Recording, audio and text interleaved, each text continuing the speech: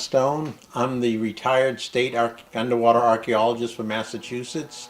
Most people don't know that Massachusetts has a state underwater archaeologist, or that we actually are the custodians of anything that's underwater in Massachusetts. It's man-made. So a shipwreck, an anchor, pottery, lost bottles, if they're in the water, they're actually cultural heritage of the Commonwealth. And we govern their use, we regulate collection. It's not just go out and take what you want and keep it. There's a lot of information that we can find off of this material. Maritime archaeology itself is probably more important and more global than you realize. That we've been in a global community since the start of this country. Actually before the start of this country. And maritime archaeology is a window into that type of past. How do goods get around? They come on boats. They're loaded on docks. They're lost at sea. They're sold on land. I mean, maritime archaeology is part of a system of trade, of people moving. It tells a lot about our culture and other cultures, and many times that's lost. We tend to think of the objects that are found and less about the people that used them, that sailed the boats, that made the boats. That tells us a lot more about the people that of the past and how we in the present are related to them. There's probably about 3,500 to 5,600 shipwrecks alone off the coast of Massachusetts. Now that's not all big ocean liners. It's a lot of small fishing boats, 60 feet or less. But that's from before colonial times, from early explorers up until last winter. Vessels still sink. So there's a lot of shipwrecks that we have to manage and try to interpret. We want to encourage people to visit these resources, but not to damage or destroy them to take them. We want them to appreciate them for how they can connect to the past and how the people in the present connect. So you want people to connect, but how? Well, it's both physical, and the connection is both a physical and an emotional, and actually it's more than that, it's an intellectual connection. The physical connection is if you dive, you can feel the object. Not that we want you to damage it, but you can experience it a little bit more closely. Like a shipwreck, seeing it is so much different than what you see in the movies. Or even in a magazine, in an archaeology magazine, you always get the best stuff. Most of the time, wrecks don't look like what we see. So if it's, for example, a beach wreck, if it's visible, we encourage people to visit it. I don't care if they step on the wood. It's not going to do that much more damage than the sea's going to do to it. Emotionally, it's a physical connection to the past, and I think as human beings, that's what we want. We want to be able to connect with other people in a very tactile way. So just looking at a picture isn't the same as looking right at the object itself. And then emotionally, you may start to have sort of the feelings of what happened. You ask questions. What happened? Why did this happen? How does this affect me, or how did it affect the people there? So you get this bit of an emotional connection. So how easy is it to find out what happened? It's not easy at all, really. Once in a while there'll be a nice newspaper account that'll tell you that the Ada K. Damon ran aground on such and such date, and I should know the date, but I don't. But you may find a newspaper account that tells you a lot of details, but it only sometimes concentrates on part of the story. For me, it's not just what happened at the wrecking event. What led to the wrecking event is part of that story. And what happened to those people afterwards? If they didn't perish, did they stay sailing? Did they stay fishing? Did they give up the sea? Was it, there's a lot more to that. And also, the wreck itself may have information that we don't know. Was it a design flaw? Was it poor navigation? There's lots of little questions that you can ask by looking at the wreck. So what is the state's interest in marine archaeology? Well, to be really sort of blunt about it, we own it. The Commonwealth has a statute that claims title to all these objects, and there's a federal statute that confirms that title. So it's not finders keepers is a complete myth. There's no such thing as finders keepers. If you found something on my property, it's actually my property. It doesn't matter that I didn't lose it. It's getting my permission to take it. There's different ways of dealing with that. But the Commonwealth's interest one is ownership, has an ownership interest, but it's part of our common heritage. And I feel, or I believe, I can't think of the right word to express this, but by being part of our common heritage, it allows us to be much more engaged citizens. That as we look at our heritage, the past always gives you a direction for the future. I mean, even look at the current pandemic. We look at past pandemics. How did we respond? And for climate change, people look at sites that have become cities that have become inundated. So if you look at past part of here, Billingsgate, Massachusetts, part of Wellfleet. Most people don't know that there was a town on Billingsgate Shoal in Cape Cod Bay. It's completely submerged except at low tide. But people lived there up until the early part of the 20th century. Just sea level rise made the community disappear. But seeing that, you see a physical connection, you start to realize, yeah, this is real. And I think that's what the heritage does for us. This is real, but it also it not only memorializes people. I mean, we that's the easy part. Oh yeah, the people of the past, and we do look to our ancestors for strength as we move forward. But it also, by memorializing them, it shows that that human beings react to things, and how they react doesn't necessarily change with technology. It's more of an intellectual reaction. And I feel very strongly that heritage allows you to move forward, to see the appropriate ways to interact, to improve society.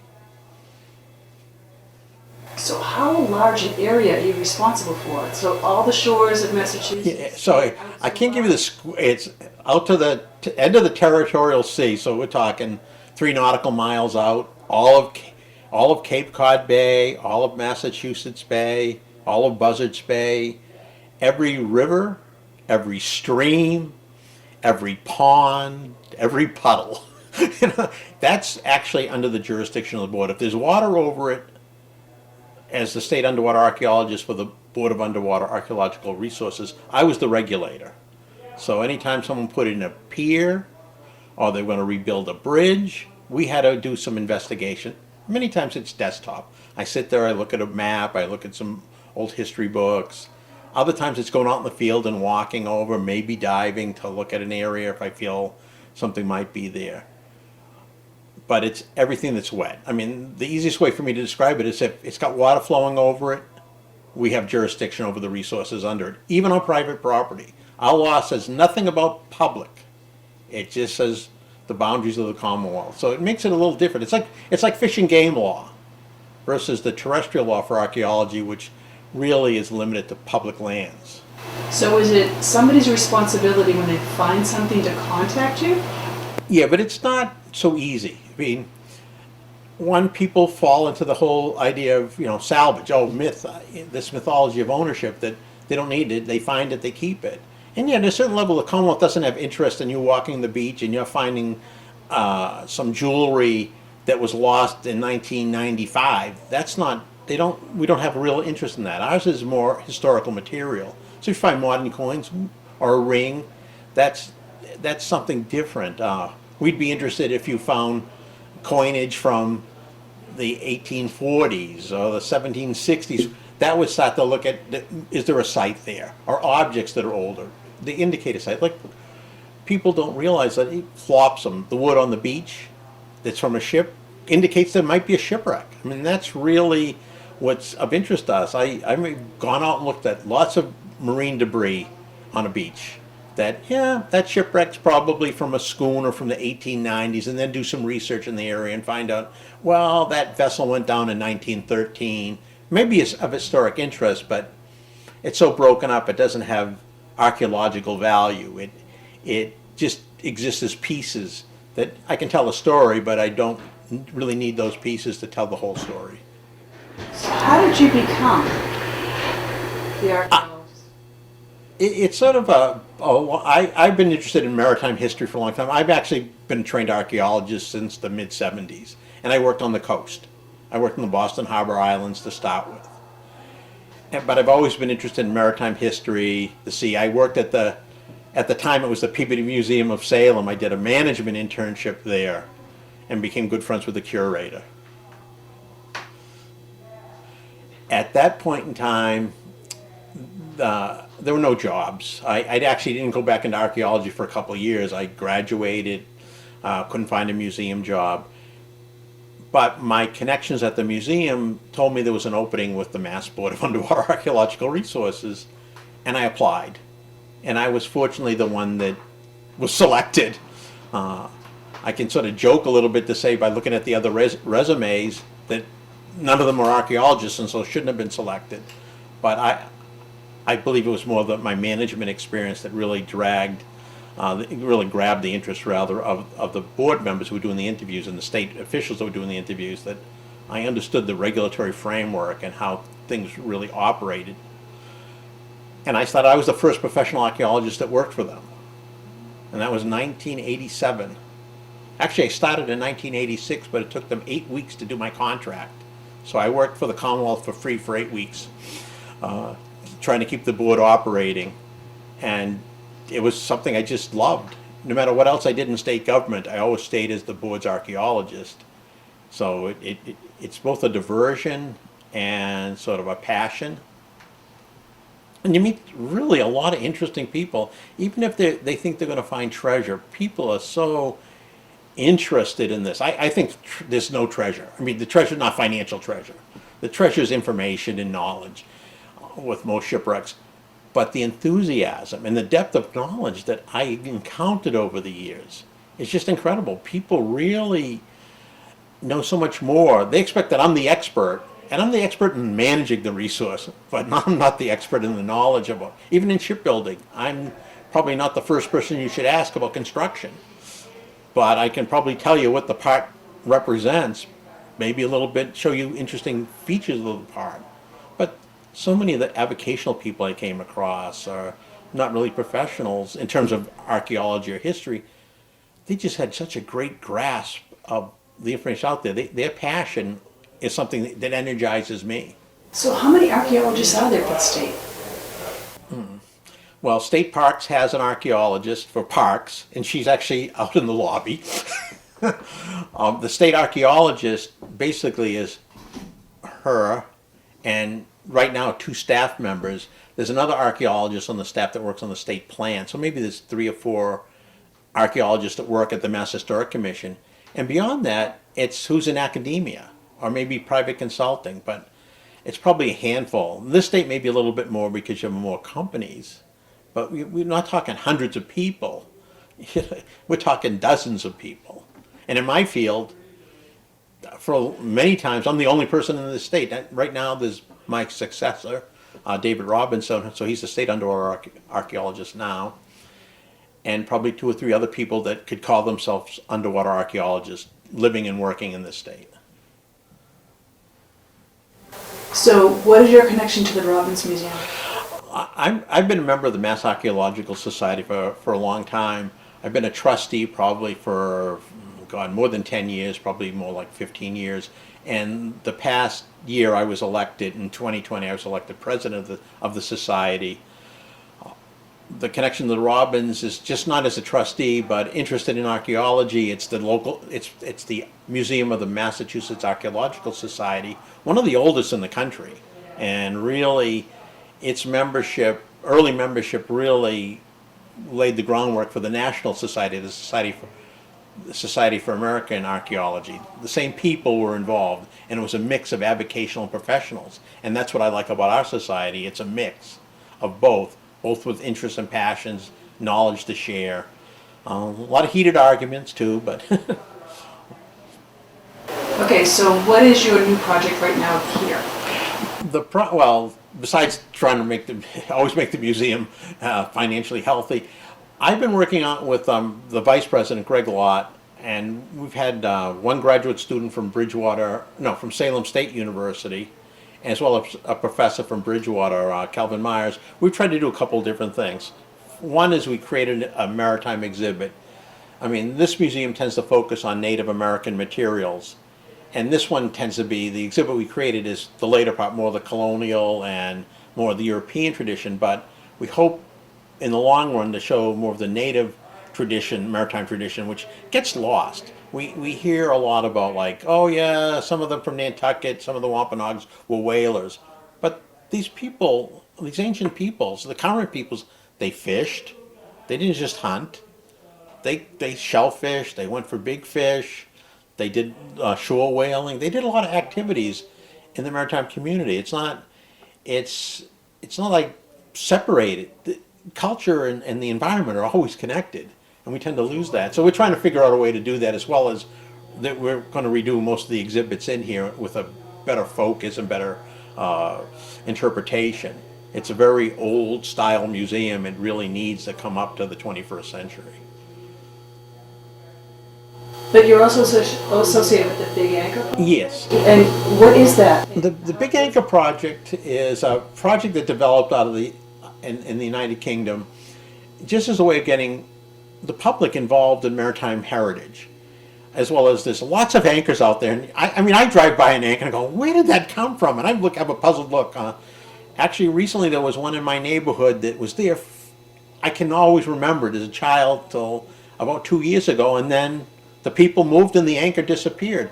I don't know if it came off of Gloucester. I don't know if it came out of Boston Harbor. I don't know if they just bought it at an auction somewhere. But there's that connection. It's like anchors are interesting. The anchor is a symbol of hope, first of all, and that always is encouraging to me. But and anchors do a couple of things. There's a way of us physically connecting to the maritime past and the maritime present. So the Big Anchor Project was a project designed to get people involved in just recording these, because they end up being pulled out of the water, and sometimes they're done well, they're conserved, they're on display, they last forever, but people have no connection beyond that. Oh, it's an anchor. Well, sometimes we can connect it to a vessel, to a wrecking event, a shipwrecking event. Sometimes it's just a symbol to say this person was in the Navy or was a fisherman. It creates the connection. That's what the Big Anchor Project is about. It's recording these, showing where they exist today, and maybe starting to get patterns. Because if you get a lot of data, you can start to do lots of fun little statistical exercises. And as an archaeologist, that's what we do. But it allows you to say, oh man, we have all these anchors and they're all from the 1890s. What happened here then? And you can ask other questions. Or they're fun to just climb on. There's a museum it's in Nova Scotia. I believe it's Nova Scotia. They have an anchor park. And these exist elsewhere where you can just climb over all these anchors. Little kids, they climb on them. They're fun. I mean, I do as an adult. It's just like a cannon, right? I can't resist seeing a cannon either. It's like, can we sit on that? A lot of times the sign says keep away, but it allows you to connect to these things. And the Big Anchor Project is not just a database of here they are and what they found, but if you're in an area, you can go see it. I love their Facebook page. People are always looking for symbols of anchors, not just an actual anchor, but the use of the symbol. I should have worn my face mask today that I have for COVID that's anchors. And I bought it specifically because it reminded me of the Big Anchor Project here as a connection. The Big Anchor Project, I think anybody can do. It's not this heavy science, but rather easy science, and it's a way of anybody being involved. Recording the anchor, there's a whole recipe book, as I call it, or cookbook. They give you a checklist. These are the things we want you to record. It makes it really simple. In fact, I've never tried their app, but they have a phone app. So you can go and do this thing, and it's convenient. It's just another recreational thing. It's something to do, like walk on a walk. And neighborhood, sometimes it's interesting to see the variety of anchors people have in a neighborhood, especially in a coastal community. So you're creating an exhibit here for it, and what do you hope people take out of it? Well, I think we're creating the exhibit. We have a small maritime display, but the Big Anchor exhibit is meant to sort of encourage people to record anchors. I can have a display board that talks about different generations of anchors. It's sort of a chronology. But I was also going to talk about what we use anchors for interpretation. By doing a small, simple display, not doing all the full checklist, but having a smaller anchor because of space, it shows people that this is not a difficult task. and it's something you feel accomplishment. I mean, we all like to do a task that we can bring to completion, and usually in one opportunity. And I think doing it here with a simplified form will encourage people to get involved. And it's not something, oh, we're going to go out and do anchors today, but rather, oh, I've got nothing to do, and to put it that crudely, I have nothing to do today, I'm going to go for a walk, and oh, there's 5 anchors on this common over here. I wonder if they're all the same. I wonder if there's any signage that goes with them. Sometimes there is, sometimes there isn't. There's the mythology. You know, I find it often amusing that name association, and I think the one I can come with in Gloucester is the Maine. Is it from the USS Maine? Or is it from the schooner Maine? Or is it from the steamboat Maine? I mean, they all existed, and they all have different values, and they probably all involve loss of life. So you get these connections, and maybe you can help refine that, because the true story is always much better than the fiction. Really is a better connection to our history. There's a good example, and it's not an anchor example, but there's a shipwreck on the Crane Estate, and it's called the Ada K. Damon. It's now destroyed by storm action, but for many years, the docents at the camp leaders would tell the kids this was the son Cornelius's sailing yacht, and it wasn't. It was a fishing boat that had been converted to another use, what they call a sand dauber, a sand collector, and it wrecked. Well, to me, the story behind that was more interesting because the gentleman bought the boat. He was a farmer, took all of it, sold his farm, took all his savings, bought this schooner, was going to make big money collecting sand off of Plum Island. And that sand was actually very valuable. People won't realize it was one of the most popular sands for construction in Boston at the time and elsewhere. And he was in a rush to get his money back, so he went out on Christmas Eve, and I think it was in 1909, and it wrecked. And it was a total loss. And he lost everything. Had to go back to farming. It's a much more human story that we can all relate to than the son of a millionaire losing his yacht grounded. I mean, who could relate to that? Very few people.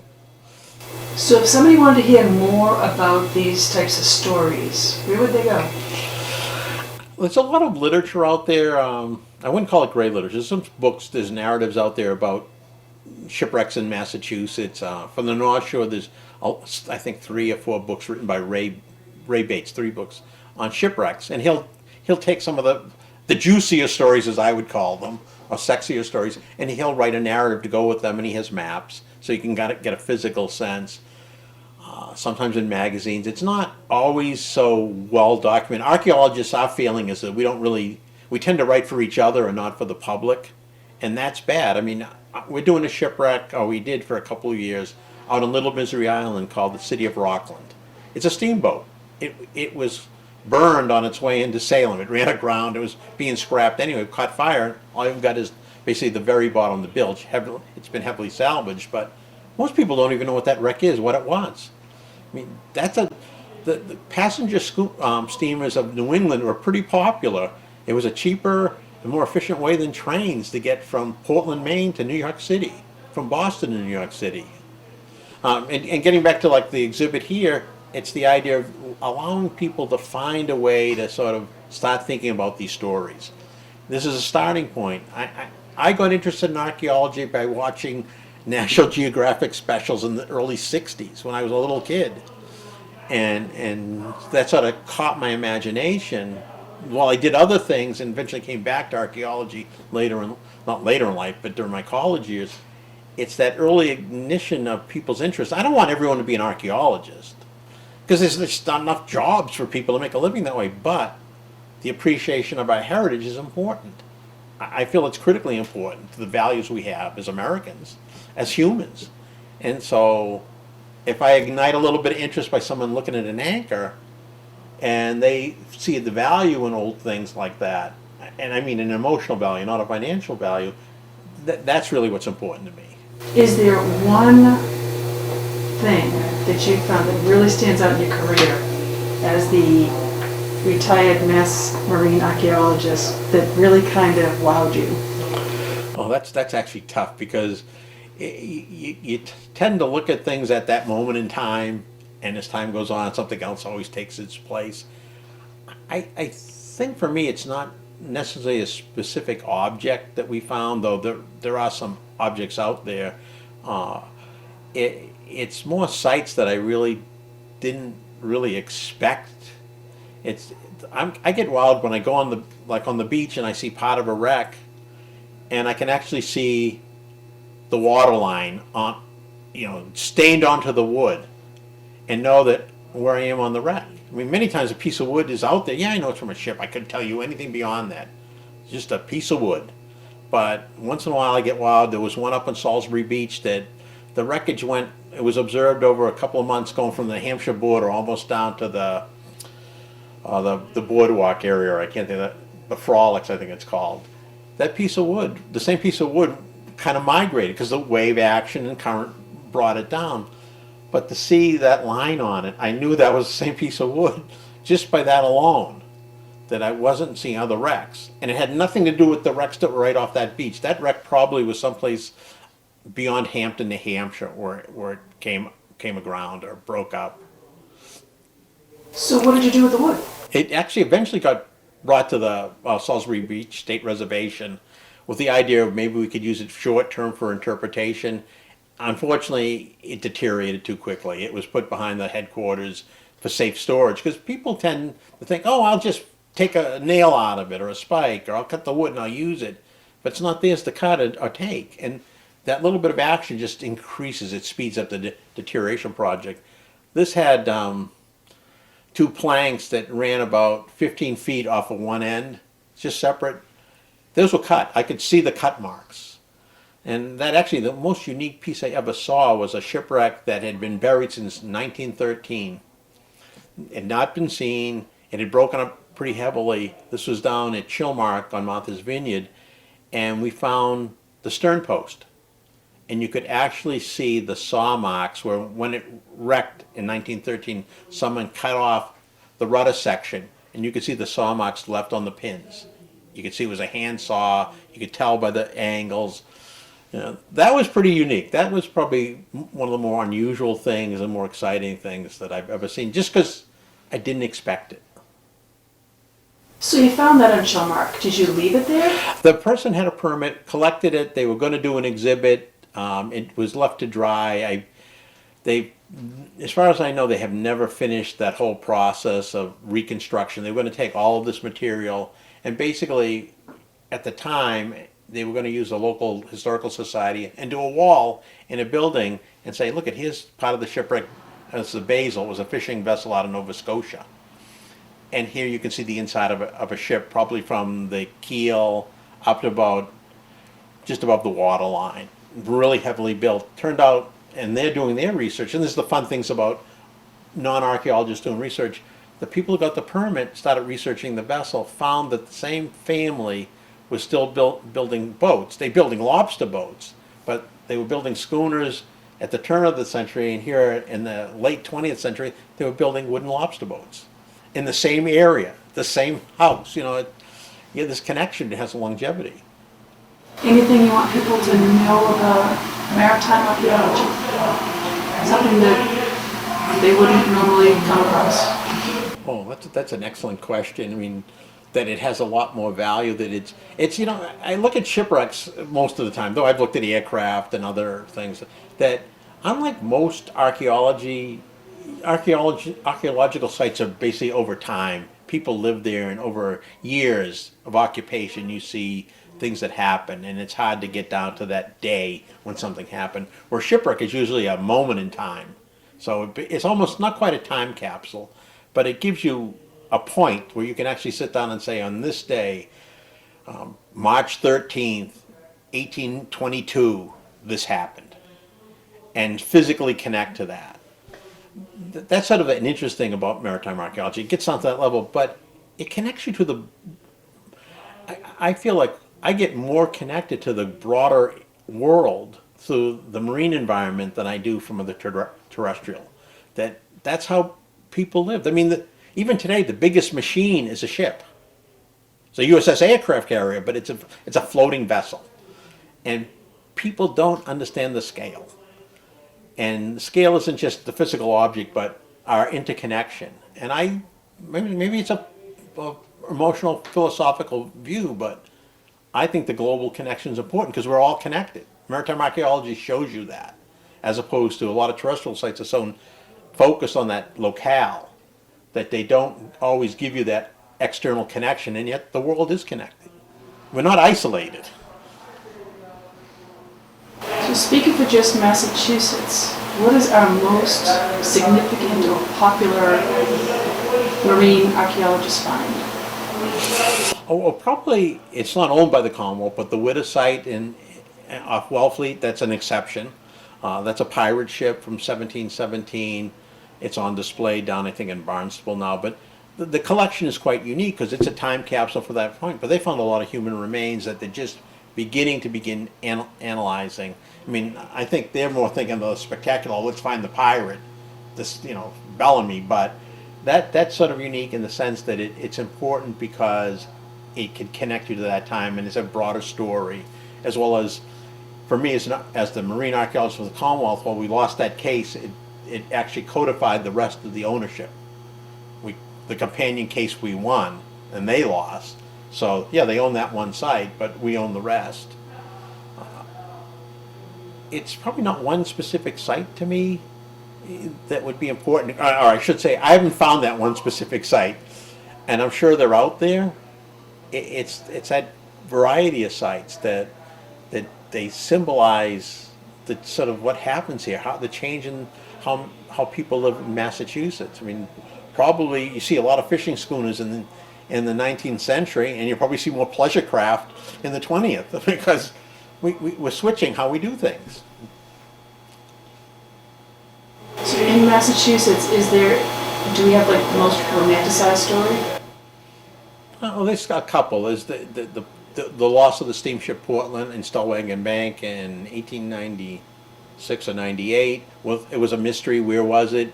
It wasn't located till the early 1990s, and wasn't positively identified till the early 2000s. It's within Stellwagen Bank National Marine Sanctuary. Off of Gayhead and Martha's Vineyard is the city of Columbus. It's a massive steamship loss. I can't tell you the number of casualties, but here's a vessel again. Look, well, the Portland's lost way out to sea, and nobody knows. It's a mystery. Here you have the Columbus, which was close to shore, but still a disaster, and you get the rescue stories that go with it, and I think that's important. That sacrifice that people on land make this to help others is such an important story. This isn't a shipwreck story, but we forget that Massachusetts was a big training base, especially for aircraft in World War II. And we recently they uncovered a wrecked aircraft on Martha's Vineyard in the water, and it was a fatality. Those two pilots, and I believe they were Navy, they could be Army, lost on a training mission during the war. They don't get the recognition. They still made a sacrifice for us, but they're not recognized that way.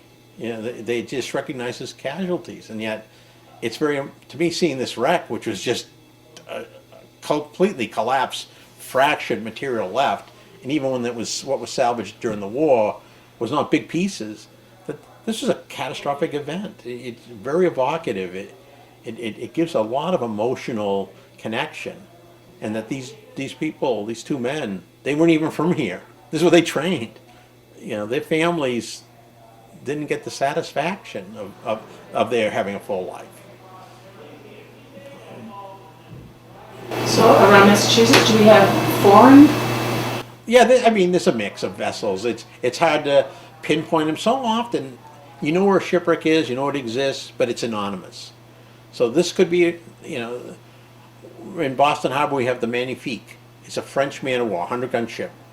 Ran aground due to pilot error. Totally gone.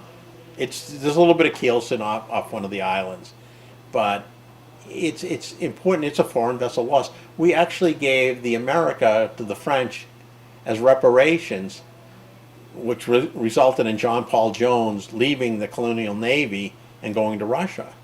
because that was the vessel he was going to get, but they gave that away. I mean, that has that kind of story. There's the little-known Battle of Chelsea Creek, where a British schooner is sunk, captured by the Americans and burned before the Revolution starts. But it's really overlooked because it's between the battles at Lexington and Concord and the Battle of Bunker Hill. So you have middle of April, middle of June. This is lost at the end of May. And since you don't see the remains of the vessel, though there's a gentleman who seems to well documented, he has a cannon that came off of that British vessel. You don't see the site, so you don't really get the connection. And the memorial plaque for it is several miles away in a different part of the creek where nothing really happened, but it was a conveniently publicly owned spot to put the sign because someone thought that's where it happened. There's things like that we don't know. I mean, there's a lot of war-related stuff from the Revolution and the War of 1812 that we don't know a lot of. In Beverly Harbor, there's, and of course the name always jumps away when I want to talk about it. There's a schooner that was run aground by the British and burned right near Endicott College. We haven't been able to relocate it, but it's probably some of its remains are there. Or during World War I, most people don't know that several barges, and by barges, they're usually schooners that are cut down, that were sunk off of Orleans by a German submarine in World War I. We don't think about those things. We don't know that. Yeah. There's a lot of war period casualties that aren't always war casualties. They happen because nature takes a force. The Vineyardtown lightship sunk in a hurricane in 1944. Loss of all the crew. But people don't know about the cross-rip light that in 1918 was iced in and then dragged out with the ice flow with the loss of the entire crew. There's a lot of these little stories and vignettes that are hard to sort of find collected, or because we've never found the site, it's more mythology. Even though it's real, it doesn't have that tangible closure. So when you find these sites, do you leave them in place, or they're typically taken out in memorial somewhere else? Usually the memorial may be an object from it. It's so expensive to do salvage, and that's what people don't realize. To do the conservation takes years. So, an hour in the field is probably translating to years in the laboratory making that object stable. I think there's an order of 30 times the amount of time to collect versus the amount of time to conserve. And that's simple stuff. So you don't really do a lot of collection. What's the cost? Just the physical cost of recovery, never mind conservation. It's so enormous that it's usually not worth it. So something like in England, the Mary Rose, where they have a huge museum in Portsmouth, and years of conservation ahead of them, or the Vasa in Stockholm, these were ships that were recovered, but they're in order to keep them as exhibits for people to experience, it's an endless process. It'll never be fully conserved. It's an ongoing process, which is an ongoing expense. And people have to understand that. Gold's the only thing that's basically inert. That's got to come out of the ocean. Everything else is going to need conservation. I just think it's great that people are still fascinated by it, that it's not... I mean, for me as an archaeologist, and I hate to use this term because it's not really the best way to say things. Marine archaeology is kind of sexy. It has a lot of romance attached to it because you're in an environment that's dangerous. I mean, I won't dive off Cape Cod. The white shark threat, I think, is, for me as an archaeologist, is great because it keeps people away from the shipwrecks, because shipwrecks create habitat.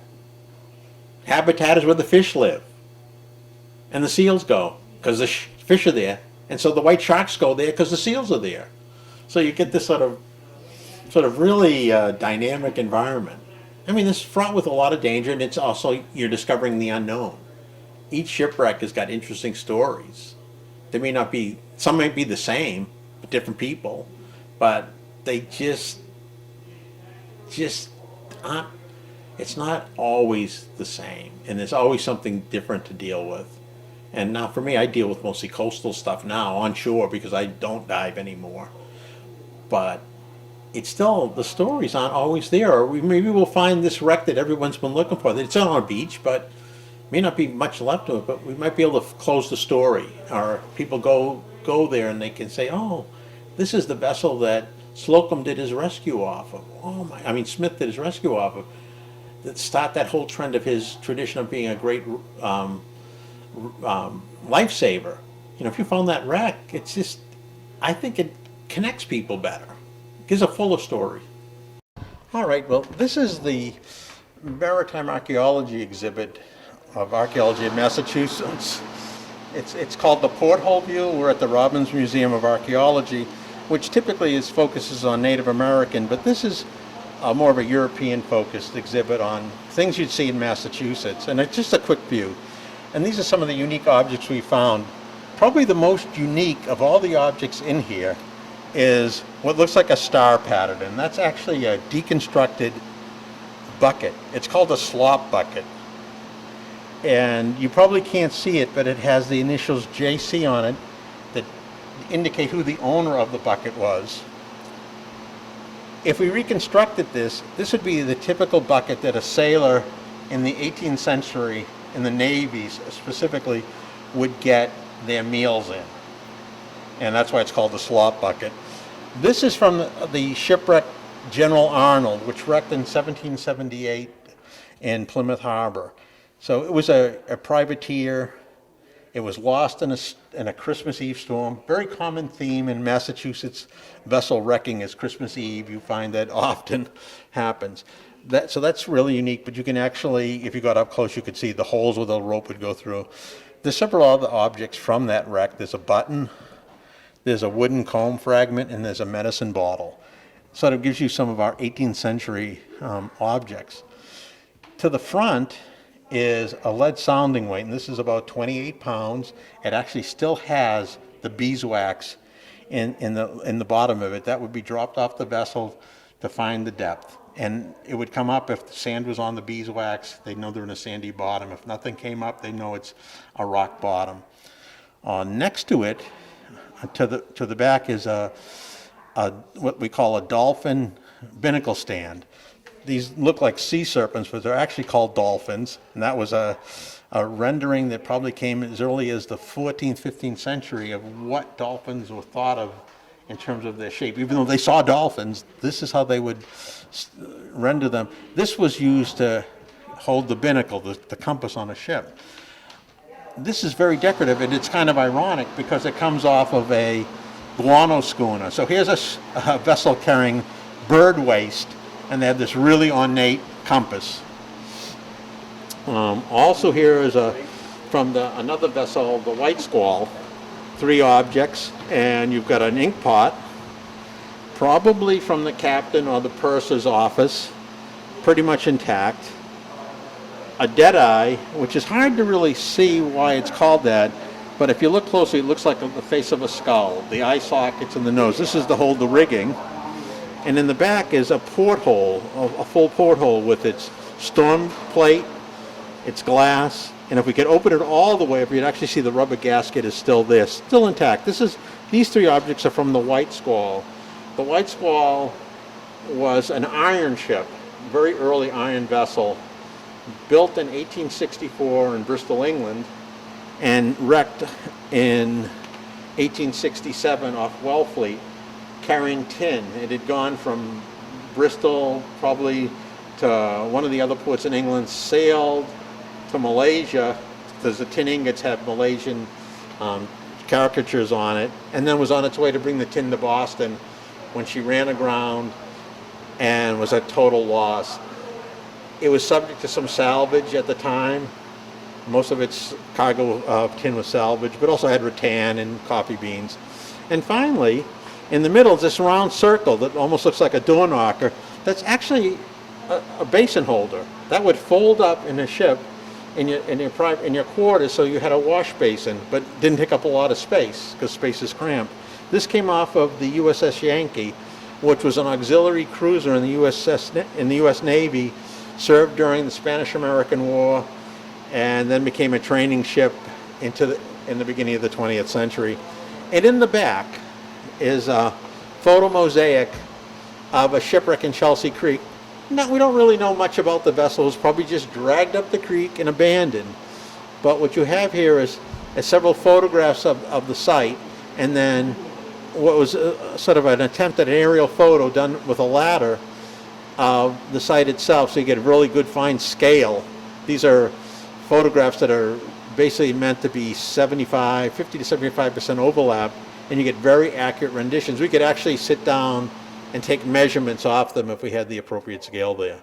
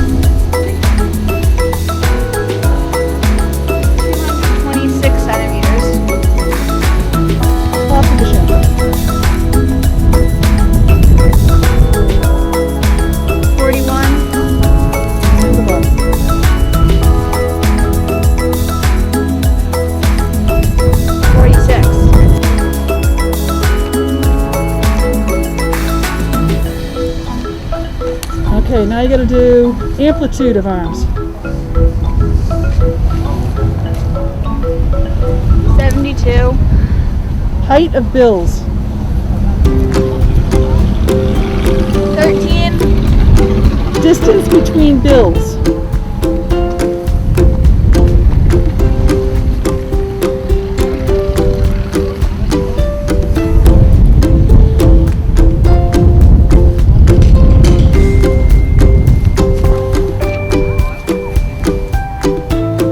36.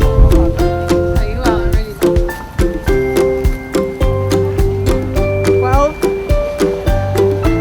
Diameter of eye of shackle. 5. Diameter of eye of ring. 3. 244.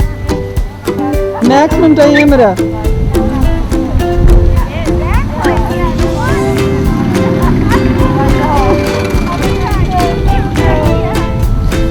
80. Minimum diameter.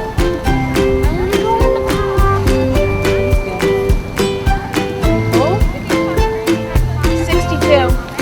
Okay, and we're done.